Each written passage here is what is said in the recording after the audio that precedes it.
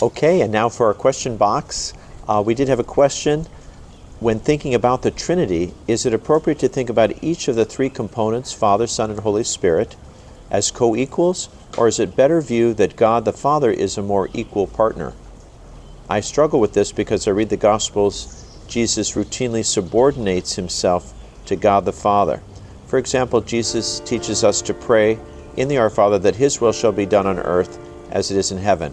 When he prays in the garden, he submits his will to that of the Father. Jesus also tells us no one gets to the Father except through him.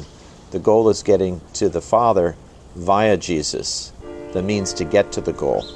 If one is subordinate to another, how can one be equal to the other? Okay, well, thanks for that question. A good time for us to reflect on the Trinity. We'll have Trinity Sunday coming up in June.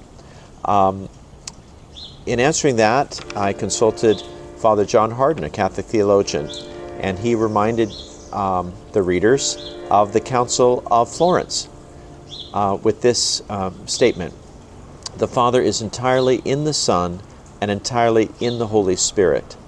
The Son is entirely in the Father and entirely in the Holy Spirit. The Holy Spirit is entirely in the Father and entirely in the Son.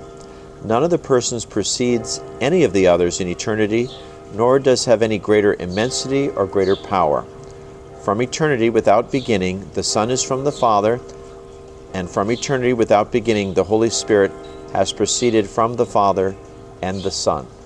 So very clearly they are co-equal, they are co-eternal, and co-omnipotent.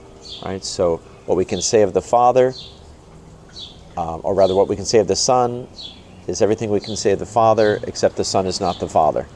And whatever we can say of the Father and the Son, we can say of the Holy Spirit, except the Holy Spirit is not the Son or the Father.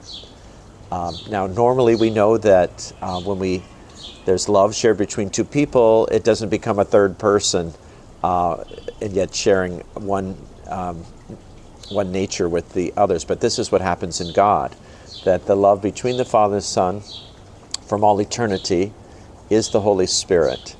And from all eternity, the Holy Spirit proceeds from the Father and the Son and is a distinct person, right, that comes to dwell within it. The reason that Jesus ascended to the Father was to send the Holy Spirit, so the Trinity can dwell with us in a more intimate way, even than Christ could be present to those on earth while he lived on earth. Right now he can be present 24/7 around the globe through the power of the Holy Spirit and that grace that we find in the Church. It also gives us a model of love, since we're made in God's image and likeness. We see God as a community of persons that give themselves to each other in love. That self-gift is what is expressed on the cross by Jesus. It reveals the inner life of the Trinity, that complete gift of self, and also reveals man to himself, that we are made as God is to give ourself as a gift. And we do that through our vocation, and that brings us fulfillment and makes our life fruitful. So pondering the Trinity can help us also to understand who we are. Happy Mother's Day, everyone. We have our Mother's Day Novena of Masses, and we'll be remembering all the moms, living and deceased, that are enrolled in those Masses for 9 days following Mother's Day.